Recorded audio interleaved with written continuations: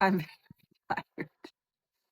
I feel like I got a little bit run over by a bus today. It wasn't any more work today than usual. It's also probably just, because I'm a woman and hormones and all that kind of stuff. And yes, I am sitting against a washer and dryer. Actually, I'm sitting against a dryer that works. The washer does not work. We got to take the wash somewhere else.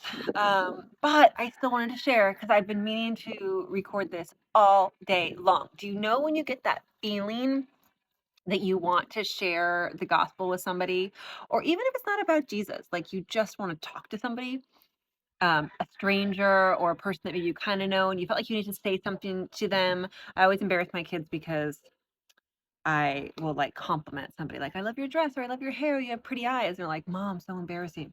Well, it's the same thing. And it's not embarrassing, by the way. You should always do that. It's the same thing when you feel that urging to talk to somebody and tell them about Jesus, or to say, Can I pray for you, or to give them a word. I know so many of you have been telling me that you've been thinking about us and you've been praying for us. And that is so the Holy Spirit. You should never ignore that. It was once explained to me, and I want to explain it the same way to you.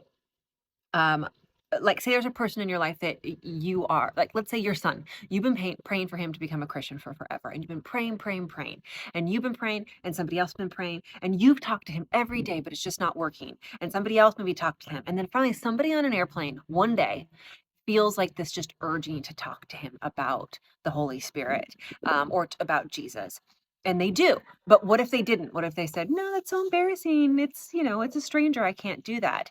And what if that one last person who finally talked to him after you, mom, talking to him a million times, is finally the person to get him to come to the Lord? You could be that person out there. And it doesn't have to just be about Jesus. It could be, again, somebody is having a really, really, really bad day, and you're the person who says, Hey, I really like your smile. And that's the one thing that keeps them going, because you don't know what those people are going through behind the scenes.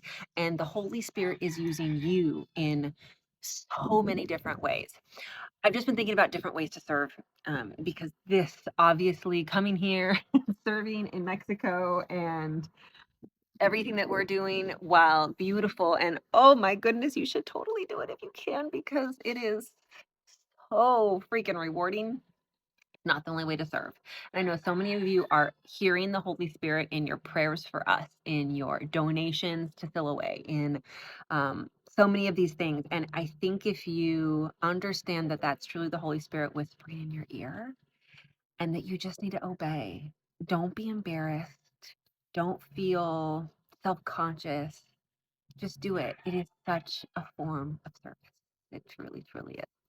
I am going to take some electrolytes. I'm going to go to bed early. And I'm also going to finish doing laundry. Okay, talk soon.